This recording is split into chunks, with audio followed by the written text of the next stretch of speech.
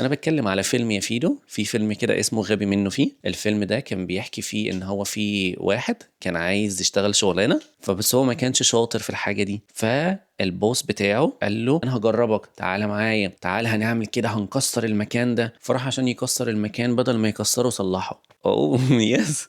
وبعد كده Den var bad both not. فبس خليني احسم المساله دي. هل انا ينفع ان انا ادخل من كليه تمريض، بعد ما انا ادخل كليه تمريض ينفع ان انا ادخل كليه طب؟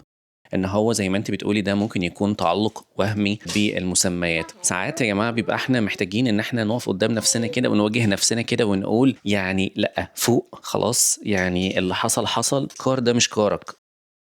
طيب أنا جاني سؤال حابب إن أنا أجاوب عليه بشكل يعني مختصر يعني، بس في فيديو ما يكونش فيه حركات كتير يعني ولا حاجة، علشان السؤال طويل قوي. هحاول إن أنا أسيبه لكم برضو في الشاشة يعني أجزاء كده صغيرة كده منه، لأن هو طويل قوي يعني تقريبا قد شاشة الموبايل كله. بس حد من المتابعين يعني المحترمين جدا يعني على التشانل بتاعتنا يعني على اليوتيوب، حد يعني هي في ثانوية عامة، وباختصار يعني الكلام اللي انتوا هتشوفوه ده يعني ان هي حاسة ان هي اتظلمت في ثانوية عامة وما جابتش التقدير اللي هي كانت نفسها ان هي تجيبه، وحاسة ان هي من تجميعتها لمجموعة درجات كده ان هي حوالي قلت 20% عن المحسوب اللي هي كانت متوقعة ان هي هتجيبه. ولكن هي مش كل دي المشكلة، كتير قوي بيمروا بالمرحلة دي ومفيش فيها اي مشكلة، بتبقى صدمة وبعد كده بنقعد شوية زعلانين وبعد كده بنفهم الموضوع ده. لكن المشكلة معاها ان هي مش قادرة تتخطى الفكرة دي، وان هي كان عندها حلم كبير قوي ان هي تدخل كلية طب، لدرجة ان هي حتى هي فاهمة ان هو ده ممكن يكون تعلق بالمسميات والكلام ده كله، بس هي عايزة تعمل كل حاجة علشان في الاخر توصل لكلية طب. حتى من ضمن السؤال ان هي بتسأل طب حتى لو انا دخلت معها التمريض، معنى كده ان هو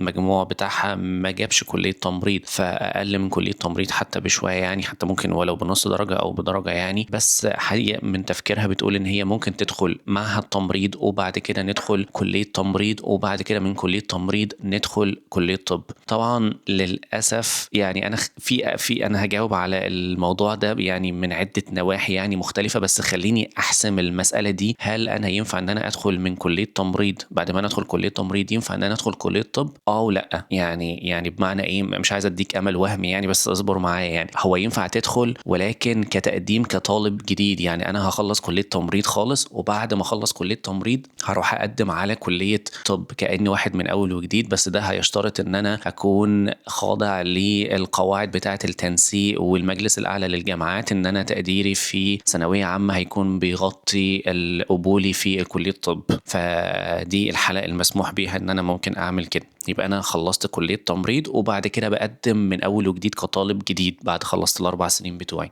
نعم يا بتات. طيب معلش عشان بس فيدو طلب ان انا اجي اقعد جنبه. طيب نيجي بقى ايه للنقطه الثانيه. هل او خلينا نحسم الاول النقطه الاولى، ان هو ما ينفعش انك انت تدخل من بعد كليه تمريض هتدخل كليه طب، ولكن ممكن تقدم كطالب جديد. يبقى اذا هو ينفع وما ينفعش في نفس الوقت. فهمنا ليه؟ طيب النقطه الثانيه وهي التعلق المسميات زي ما انتي بتقولي بنفسك. هو يعني الموضوع ده ممكن يتبص له من ناحيتين. انا ممكن ابص له يعني انا ممكن اكون شايفك واحدة فعلا بتسعى ورا الحلم اللي عندها ان هي تعمل حاجة فعلا، ومستعدة حتى لو هتخلص كلية طب بعد سن ال30 ما عندهاش مشكلة من الكلام اللي انت بتقوليه في الكومنت نفسه. وده حاجة تخلي ان انا اقول لا ده فعلا دي واحدة عايزة تسعى وتعمل كل ما عليها ان هي تبقى دكتورة، وده مش عيب، وده مش عيب خالص. وانا احكي لك على نماذج يعني، بس يا رب افتكر يعني في نهاية الفيديو احكي لك على نماذج هنا بالفعل هم كده. الناس فعلا كبار في السن ممكن يبقى اصلا كسروا من 35 ولسه بيبداوا من كليه طب، فعادي ده متاح. ولكن الثقافه دي موجوده بره، مش موجوده عندنا قوي في مصر. يعني انا هقعد ادرس لحد سن ال 35 وهقعد ادرس لحد سن ال 40، مش موجوده قوي في مصر، خاصه مع الظروف الاقتصاديه بتاعتنا والحاجات دي كلها وتكوين الاسره بتاعتنا والثقافه اصلا اصلا بتاعتنا مش موجوده قوي فيها، ولكن في ناس كسرت الحواجز دي كلها وبتعمل، فما فيش فيها اي مشكله خالص. فخليني بحكي لك على نماذج منهم في الاخر ما فيش فيها اي مشكله. خليني برضه اقول بس حاجه برضه قبل ما انسى، يعني انا مش عامل الفيديو ده ان انا يعني بسيء لحد او ان انا بمجد في حد او حاجه من كده، انا بس حبيت ان انا اقول يعني اعمل الفيديو بالطريقه دي علشان الاستفاده تعم لكل الناس، ما يبقاش ان انا بجاوب بس، لانه في حاجات كتير قوي اسئله من دي مهمه قوي حلوه قوي بتجيلي في الكومنتس، فانا بجاوب على الشخص بس في الكومنت، فاللي بيشوف الكومنت ده ممكن 3 4 وخلاص يبقى الاستفاده راحت 3 4. انما لو عملت الفيديو على الاقل في قابليه ان ممكن يبقى في مثلا 1000 واحد ممكن يشوفهم الفيديو، فممكن اكتر من كذا حد ممكن يستفيد منه. طيب خلينا نكمل برضو كلامنا. هل الموضوع بتاع التعلق بالمسمى هل ده حاجة كويسة او حاجة مش كويسة؟ هو كتعلق بمسمى نفسه ده مش حاجة كويسة، انما كتعلق بحلم نفسه انك انت عايزة تحققيه دي حاجة كبيرة قوي وحاجة مهمة قوي، وفعلا يعني حاجة اقدرها جدا، او انا يعني انا ماليش لازمة يعني في الحياة ان انا اقدرها يعني، ولكن انت قدام نفسك ده تقديرك لنفسك يزيد واهلك برضو يقدروه برضو. ولكن الموضوع ليه عوامل مختلفة. دلوقتي انا علشان ادخل معهد فني تمريض، طيب مش كل معاهد الفني التمريض ممكن تدخلني كلية تمريض. خلينا نقول ان المسمى ان احنا نشتغل في الطب، مش كل معاهد الفني التمريض، في حاجة اسمها معهد فني مش عارف صحي، معهد فني تمريض، لازم نتأكد قبل ما ندخل المعهد الفني او معهد التمريض ان هو بيأهلنا ان احنا ندخل كلية تمريض بعد ما نخلص، وطبعا بيكون في شروط وحاجات كده لازم تكون متطبقة ان احنا نقدر ندخل من المعهد علشان نقدر ندخل كلية تمريض، منها التقدير، منها حاجات كتير واختبارات قبول ومش عارف ايه وبتاع علشان نقدر ندخل. بس نفترض ان احنا عدينا الكلام ده كله ودخلنا كلية تمريض وخلاص وتفوقنا فيه، او يعني عدينا فيها كويس الحمد لله واشتغلنا تمريض خلاص فزي الفل، يبقى المسمى ان احنا اشتغلنا في المجال الطبي. ما التمريض يعني اسمه شغلانة في المجال الطبي نفسها. هل شغلانة تمريض عيب؟ يعني هل ان انا مثلا عيب ان انا اسيب شغلانة تمريض علشان انا بسعى لكلية الطب؟ لا، شغلانة تمريض شغلانة مهمة جدا، ومن غير التمريض اصلا المستشفيات ما بتقومش. يعني التمريض شغالين 24 ساعة زي النحل، ولكن حقهم مهدور في حاجات كتير قوي ومجهودهم. I like it. They're all kind of fit. Mm. So that's why it's me like that. Cause I keep falling out. So I put face behind them and I keep falling out. Oh, The other one was better, but then yes. fall out of the back. Okay. And then I take the standard so slow, and then I came out. Had to make another bit. طيب الحمد لله. فيدو بس بيحكي لي عن الجراج اللي هو عمله، وعمل جراج حلو قوي الحمد لله. المهم نرجع لمرجوعنا تاني، كنا بنقول فالتمريض من غيره برضو المستشفيات ما بتقومش، وحاجه مهمه قوي في كعمود من اعمده المستشفيات من غيره ما بيقومش. حقه مهدور، حقه مهدور جدا. ولما بتيجي مطالبه بزياده اي حاجه، مرتبات، زياده مثلا تحسين ظروف العمل، الحاجات دي كلها دايما الدكاتره هي اللي بتتصدر الواجهه، ولكن العائد بتاعها بيعود برضو على التمريض. يعني احنا لو حسنا ظروف الدكتور فبالتالي بالتبعيه كل ظروف اللي تحته هتتحسن. يعني فالموضوع ما بيبقاش يعني ان هو الدكاتره انانيين فهم عايزين يعلوا من الرواتب. ما هو لو على راتب الدكتور زاد بيبقى التمريض بالتالي الراتب بتاعه هيزيد، لو ظروف العمل بتاعه الدكتور اتحسنت ظروف بتاعه التمريض هتتحسن. يعني فلو تعلق بالمسمى ان انا اشتغل في المجال الطبي، فاي حاجه تشغلني في المجال الطبي خلاص انا زي الفل، ما فيش فيها اي مشكله. مش لازم ان انا الزق في مسمى الطبيب. They're not all on top of each other. Then this one's the minus. اوكي. نيجي بقى برضو للنظرة بقى التانية. يعني قلت لك ان انا ممكن نبص للموضوع من ناحيتين، من ناحية ان هو انت عندك حلم، الناحية التانية ان هو زي ما انت قلتي ان ممكن يكون ده تعلق. جميلة جدا قوي يا فيدا. بس ثانية واحدة ممكن اقول حاجة للناس، ان هو زي ما انت بتقولي ده ممكن يكون تعلق وهمي بالمسميات. ساعات يا جماعة بيبقى احنا محتاجين ان احنا نقف قدام نفسنا كده ونواجه نفسنا كده ونقول يعني لا، فوق خلاص، يعني اللي حصل حصل، وتعامل بالامكانيات اللي موجودة معاك وامكانياتك انت نفسها اللي انت تقدر تعمله واللي انت تقدر تحققه حسب الامكانيات اللي موجوده معاك. الامكانيات اللي موجوده معايا دي ممكن تكون مهارات موجوده انا بعرف اعملها، طريقه مذاكره معينه ممكن اعملها، عدد ساعات مذاكره، امكانيتي على تذكر الحاجات، امكانيتي على التعامل مع الاسترس وقت الامتحان نفسه. انت ممكن تكوني اشطر حد في الحياه ولكن ما تقدريش تعاملي مع الاسترس بتاع الامتحان نفسه، فبالتالي مهما كان انت مذاكره ومهما كان انت محضره وانت احسن واحده في الكون، هتدخلي الامتحان مش هتعرفي تتعاملي يعني مع الحاجة زي دي. فخلاص يعني النهاردة ده مش وقت تعديل الحاجة دي، يعني خلاص اللي حصل حصل، والامتحان عدى خلاص والحمد لله. كان ممكن يبقى تقديرنا او مجموعنا اسوأ من كده وما نجيبش اصلا حتى المعهد حتى اللي احنا محتاجين ان احنا ندخل، او كان ممكن ان احنا نسقط واحنا ما ندخلوش خالص يعني. فبالتالي ساعات بيبقى احنا لازم كده نقف قدام نفسنا نواجه نفسنا، يا جماعة لا انا خلاص يعني انا يعني عارف كده، فاكرين نص يا جماعة كده وهو ايه، الكار ده مش كارك خلاص يعني يعني خلاص سيبه يعني ابعد عنه، ده مش بتاعك. يمكن ربنا كاتب. انا بتكلم على فيلم يا فيدو، في فيلم كده اسمه غبي منه فيه. الفيلم ده كان بيحكي فيه ان هو في واحد كان عايز يشتغل شغلانه تمام، كان عايز يبقى باد جاي يعمل حاجات وحشه، فبس هو ما كانش شاطر في الحاجه دي. فالبوس بتاعه الكبير بتاعه قال له كل شويه، قال له ايه انا هجربك تعالى معايا، فايه تعالى هنعمل كده هنكسر المكان ده. فراح عشان يكسر المكان بدل ما يكسره صلحه. اوه يس. وبعد كده Den was bad, both not. هو فاكر هو عايز يبقى باد جاي بس هو مش عارف يبقى باد جاي. فبعد كده البوس بتاعه قال له طب تعالى هجربك في حاجة تانية، فخده جربه في حاجة تانية وجاي عشان يجربه فما عرفش، برضه جاي برضه عشان يكسر المكان ما عرفش يكسره، فراح صلحه. فالبوس بتاعه قال له الكار ده مش كارك يا نصة. ماشي. Den was يس.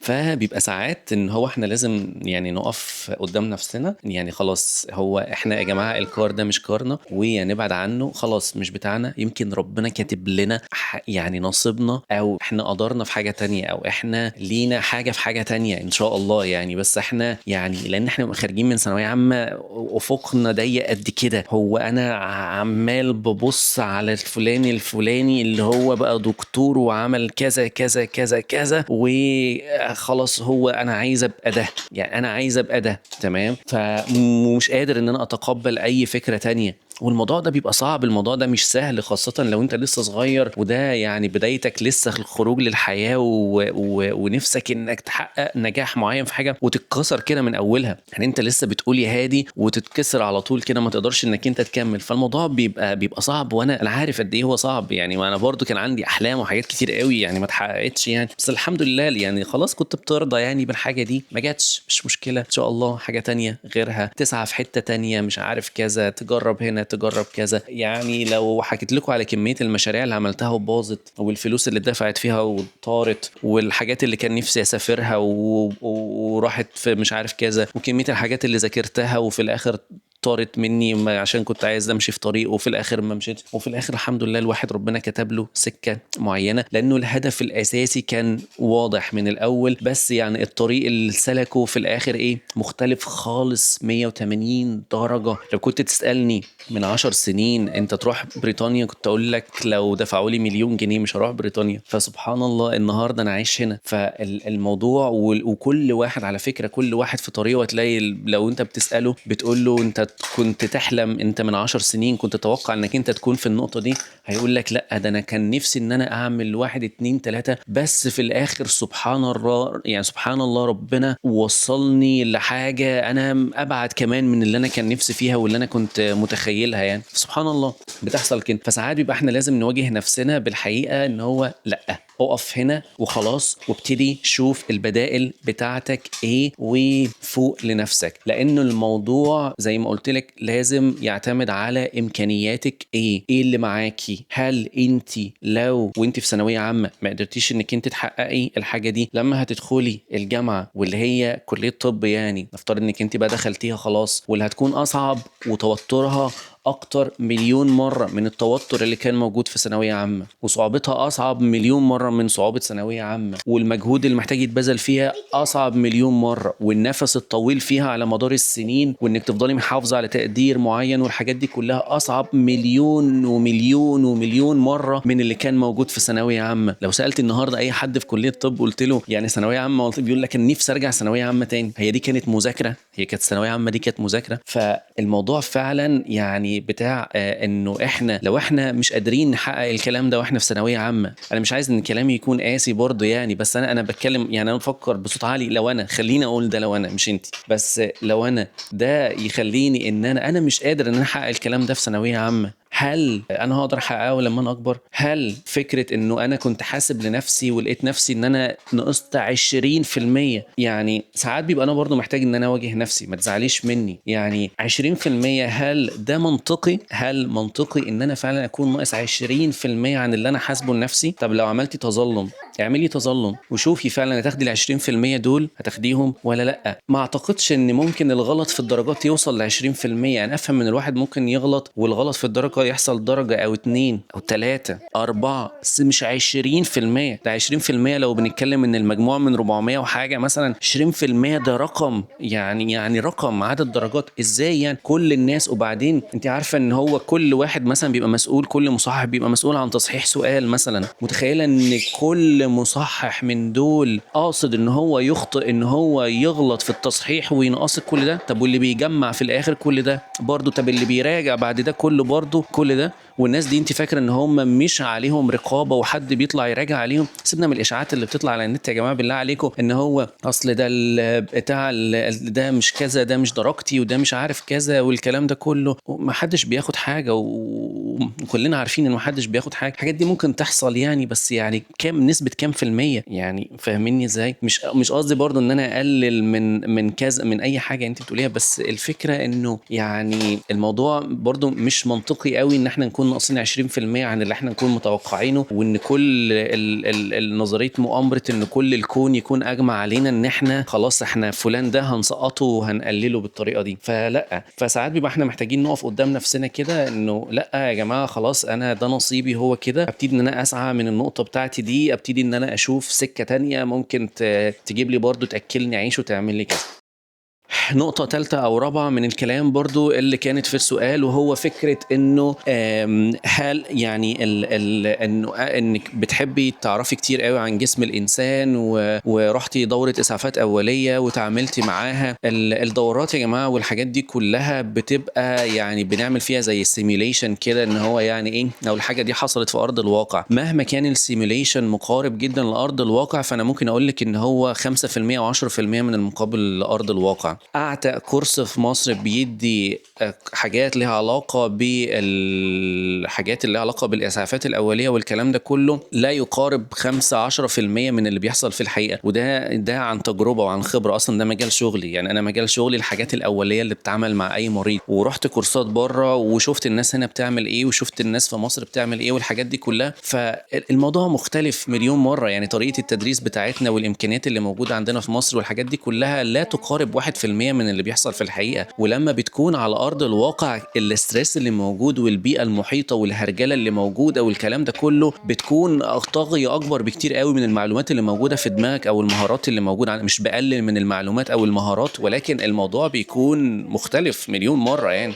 ففكرة ان احنا بنحب نعرف عن جسم الانسان دي حاجة تمام، والانسان اللي بيجي لك في الحقيقة علشان تعالجه ده حاجة تانية خالص. يعني انت في الطب مش بتتعلم او يعني خلينا لما بتشتغل دكتور، انت مش بتتعامل مع انسان سليم، انت بتتعامل مع انسان في حاجة، في مشكلة، في مرض معين. فانت مش بتتعلم يعني انت في الطب بتتعلم الحاجة الجسم الانسان السليم عامل ازاي، علشان لما يجي لك جسم الانسان اللي مش سليم تعرف تتعامل معاه. يعني مثلا لو في التشريح بتعرف شكل العظم عامل ازاي، علشان لما تيجي تشتغل كدكتور لما تلاقي العظمة شكلها مش الطبيعي اللي انت متعود على شكله، يبقى تعرف ان العظمة دي مكسورة، او العظمة دي فيها مثلا معمول فيها ديسلوكيشن، يعني خرجت من مكانها يعني، او الجوينت يعني او المفصل مثلا مش في مكانه، علشان انت دارس الطبيعي. فلما تشوف الغير طبيعي تبقى انت عارف ان هو كده. فانت في الطب مش بتعاملي مع الحاجة الطبيعية شكل الانسان الطبيعي اللي انت بتشوفيه، انت بتعاملي مع الشكل الغير طبيعي للانسان اللي انت بتشوفيه. الشكل الغير طبيعي ده ممكن يبقى مليان دم، مليان حاجات وحاجات لا تتخيليها يعني تبقى موجودة.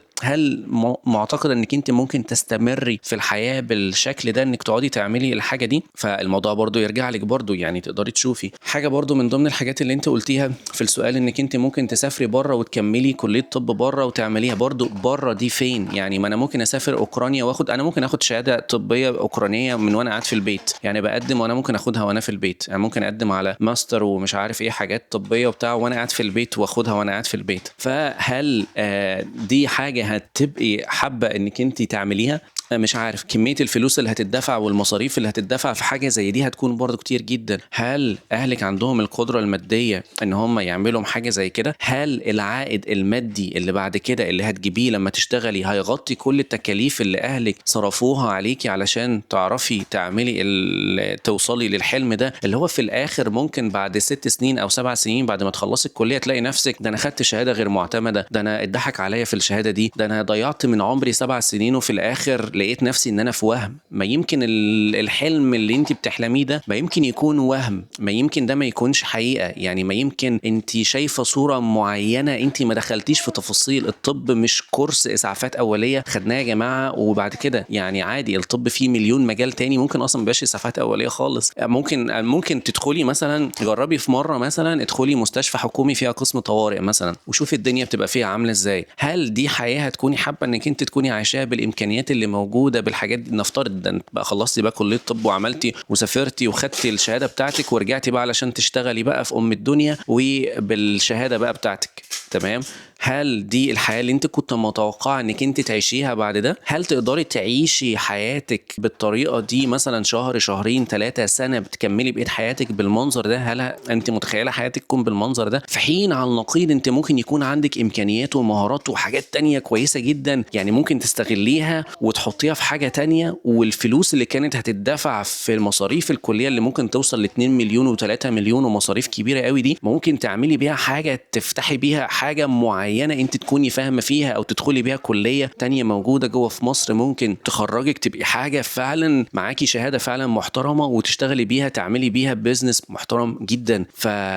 يعني الموضوع فيه يعني حاجات alternatives، يعني في حاجات بدائل كتير قوي ممكن تستغليها، وممكن بالامكانيات اللي موجوده اللي خليتك انك تفكري انك تسافري بره علشان تعملي حاجه زي كده وتدفعي كل الفلوس دي وتضيعي من سنين عمرك كل ده، علشان في الاخر ممكن نلاقي نفسنا ان احنا كنا بنحلم. كان وهم، كل ده كان وهم، لانه الشغل على ارض الواقع مختلف 100% عن اللي احنا بنشوفه في الافلام. لذلك دايما لما حد بيسالني يقول لي ايه الافلام الطبيه او المسلسلات الطبيه اللي تنصحني ان انا اشوفها، مش عارف ايه، انصحك ما تشوفش حاجه، لان دي ملهاش علاقه خالص بالواقع. ابعد عن المسلسلات والافلام. يعني لو انت بتكرر المجال الطبي من الافلام والمسلسلات انت بتظلم نفسك. فلا يا جماعه، خلينا ننزل على ارض الواقع ونشوف امكانياتنا ايه، معانا ايه، مهاراتنا ايه، الكلام ده كله. ويمكن اللي احنا شايفينه وبنحلم بيه ده وهم، يعني يمكن وهم. محتاجين نقف كده قدام المرايه كده، نبص لنفسنا، نشوف احنا معانا ايه ومش معانا ايه، واللي احنا بنفكر فيه عشان نعمله قدام ده فعلا يستحق ولا ما يستحقش. مش عايز ان يكون الكلام بتاعي يكون قاسي يعني بتاع، والكلام مش موجه ليكي شخصيا يعني، لانه بس نوعيه الاسئله دي بتجيلي كتير برضو بنفس الطريقه دي، ان هو احنا اتكسرنا وحلمنا خلاص انتهى واحنا حاسين ان احنا مظلومين وجايب اقل من كذا من مجموعي بتاع، وانا نفسي ان انا ابقى كذا، وتقعد بقى ايه زي السمكه اللي خرجت من الميه واتحطت على الارض وعماله بتفلفص بقى وبتحاول تطلع هنا عشان تجيب اي ميه باي طريقه، وتنسى بقى كل الحاجات وتنسى نفسها وتنسى كل اللي حواليها واهلها، وتظلم نفسها وتظلم اهلها وتظلم كل الناس علشان مقابل حلم ممكن يكون في الاول ممكن يكون في الاخر وهم. فيعني خلينا نفوق للنقطة دي علشان ما نبقاش بنظلم نفسنا ونظلم اهلنا. اتمنى ان انا اكون غطيت يعني معظم جوانب السؤال، يعني يا رب بس ما اكونش نسيت حاجه، ويكون افاده برضه للطلبه التانيين اللي موجودين لسه في ثانويه عامه وبيواجهوا نفس المشكله يعني. فلو انت عندك حلم كبير قوي وعايز تسعى له، شوف بس امكانياتك ايه الاول عشان قبل ما توصل وتعمل حاجه زي كده ما تقولش ان انا ممكن اعمل حاجه زي كده ان شاء الله حتى لو عدى عليا 30 سنه 35 سنه واعمله 90 سنه، والارقام اللي بنقعد نسمعها دي حياه يا جماعه مش مستحمله. يعني والله الحياه ما هي مستحملها علشان نقعد المعافره بالطريقه دي يعني، عشان ايه في الاخر؟ يعني في بدائل كتير قوي. ربنا ما خلقش بس دكاترة، يعني في مليون حاجة تانية ممكن تدخلها، مليون حاجة ممكن تانية تعملها. الفلوس اللي انت هتدفعها في حاجة كبيرة زي دي ممكن تستثمرها في حاجة تانية احسن مليون مرة، تجيب لك فلوس وتجيب لك مكانة اجتماعية بشكل كويس وتخدم بيها الناس بشكل كويس احسن مليون مرة من انك انت تكون دكتور بس يعني. ففي بدائل كتير قوي تانية. فكروا ووسعوا افقكم كده، الافق بتاعكم شوية، واستشيروا من الناس اللي حواليكم وكده. في نهايه الفيديو برضو حابب ان انا اقول لكم ان في عندنا قناه تليجرام معموله برضو بنعمل فيها فوتس وحاجات كده عشان نتكلم فيها والابديتس بتاعتنا، وبرضو في بعمل حاجه اسمها استشارات يعني برضو موجوده برضو. دي خدمه برضو معموله للناس اللي حابه ان هي تتكلم معايا وجها لوجه يعني، بنعمل كول يعني 1 to 1 يعني، بنقعد نتكلم ونتناقش ونشوف ايه البدائل بتاعتهم والحاجات اللي هم الاوبشنز اللي ممكن تكون مفتوحه قدامهم والانسب ليهم ممكن يكون ايه. بس مجرد استشاره بس من واحد ممكن يكون مر بحاجات كتير وعنده خبره في بعض الحاجات يعني ممكن افيدك بيها. فاللي حابب يستشيرني في حاجه زي كده هتلاقوا من اللينكات موجوده في اول كومنتس يعني ان شاء الله، يعني ممكن تبقوا ترجعوا لها وتشوفوها. واشوفكم ان شاء الله في فيديو جديد من النوعيه دي من الفيديوهات اللي متابعه تكون سلسله اسمها تاهت ولقيناها، برضو الحاجات اللي لها علاقه بثانويه عامه والدراسه والسفر والكلام ده كله. واشوفكم ان شاء الله في فيديو جديد. يلا سلام.